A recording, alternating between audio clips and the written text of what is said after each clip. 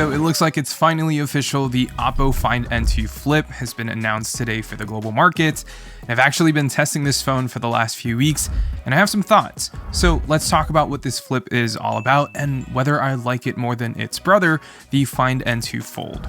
Alright, so let's talk about its specs real quick. The Oppo Find N2 Flip, in terms of its processor, is using MediaTek's Dimensity 9000 Plus processor instead of the Qualcomm Snapdragon 8 Plus Gen 1 we saw on the Find N2 Fold. And while that may be a disappointment to some people, the MediaTek Dimensity 9000 Plus is actually on par and sometimes a little bit faster than the 8 Plus Gen 1 in some benchmark scores. But we'll talk more about its performance and battery life in just a little bit. Now, my review unit comes with 256 gigs of storage and 8 gigs of RAM, and it's packing a 4300 mAh battery that's capable of charging the phone up to 44 watts wired, and unfortunately, no wireless charging here, just like the Find N2 Fold. But besides that though, there's a dual camera setup on the front, which is a 50 megapixel main wide camera and an 8 megapixel ultra wide camera, and just like the Find N2 Fold, it features the Marie Silicon X NPU, and it's co-engineered with Hasselblad and features exclusive filters, X-Pan mode, and the Pro mode with Hasselblad's color tuning. And of course, next to that is probably the highlight of this phone and the main attraction of this Find N2 Flip, which is this 3.2-inch cover display, which looks really cool in my opinion, and is something we'll talk about in just a second. But of course, you're also getting a 6.8-inch internal display that just looks really beautiful to look at, with a 32 megapixel front-facing camera up front. And just to dive deeper into the display tech on the Find N2 Flip, I really love how vibrant and sharp and bright the inner display is.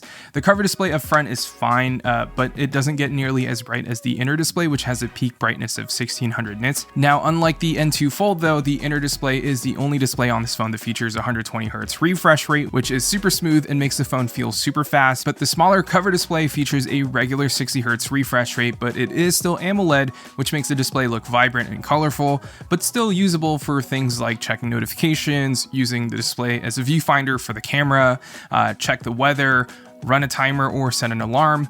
Although I don't know if we can actually add third-party widgets just yet, or if this is locked to first-party apps from Oppo. But you know, I'd love to see TikTok or Instagram on here so I can swipe on videos or posts without having to flip the phone open. And I think this is something that really differentiates the N2 Flip from the Samsung Z Flip 4. This outer display allows you to do so much more from the outside.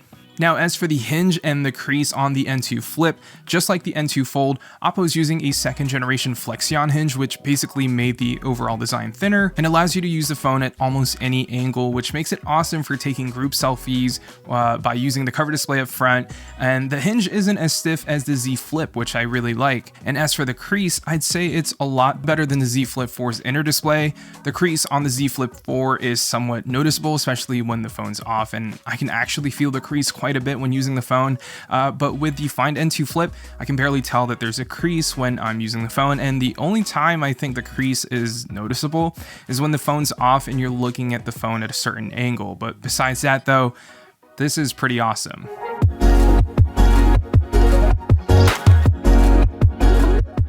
As for its performance, I mean, the MediaTek Dimensity 9000 Plus, like I said earlier in the video, is pretty powerful, and while it's not the latest 9200 that MediaTek announced late last year, the 9000 Plus with the 8 gigs of RAM inside this phone is plenty quick and responsive. It runs everything really well, from games to multitasking, browsing the web, and watching videos. I've had no issues with this phone whatsoever. I also haven't had any app crashes over the last few weeks that I've been using the phone, and it just performs really well. In terms of battery performance, I've actually gotten pretty impressive battery life here. I was able to get around 6 hours of screen on time on average, which is really good in my opinion. Plus, having that 44 watt charging is really nice, but I do wish that there's wireless charging here, just like the Samsung Z Flip 4. Now, when it comes to software, ColorOS 13, just like the Find N2 Fold, I think looks really good, and don't think it's something that a lot of people are going to hate. With basic flip-like features like split screen mode, I think it's pretty solid, and having that bigger display on the front of the phone makes it really unique in my opinion. If I were to get a message, for example, I don't have to flip the phone open to reply to it. I can just answer right on the cover display. But like I said earlier, I'm not sure if the cover display widgets will open up to other apps like TikTok or Instagram or Twitter, and I actually haven't heard anything from Oppo regarding this feature, so hopefully it's not a first party only feature and that we can use other apps on the cover display. Besides that though, the rest of ColorOS feels very much like a vanilla Android experience, which isn't a bad thing. I really love how the Pixel looks and feels, and ColorOS 13 kind of reminds me of that. There's not a whole lot of extra software features that they're really pushing for you to use. Split screen works really well out of the box, but just like the Find N2 Fold, some apps don't really support split screen natively, so Instagram, for example, doesn't support it, and I had to enable the developer options in the settings and turned on a feature that would force apps to work in split screen mode. And after that, I was able to use Instagram along with other apps like Twitter or the Gallery app, for example.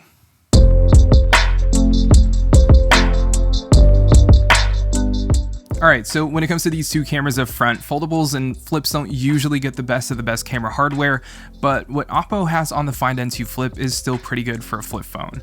The 50 megapixel main wide shooter is really good, especially with the Hasselblad and the Marie Silicon color and processing.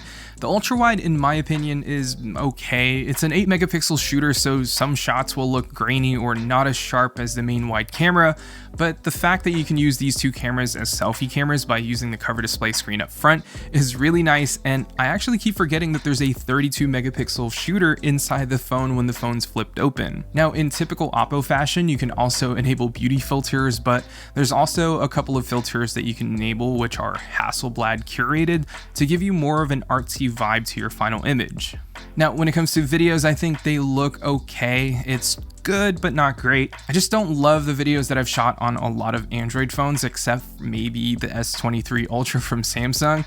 I still think iPhones do videos better, but the videos that you can get out of this N2 Flip isn't bad, especially if you have really good lighting.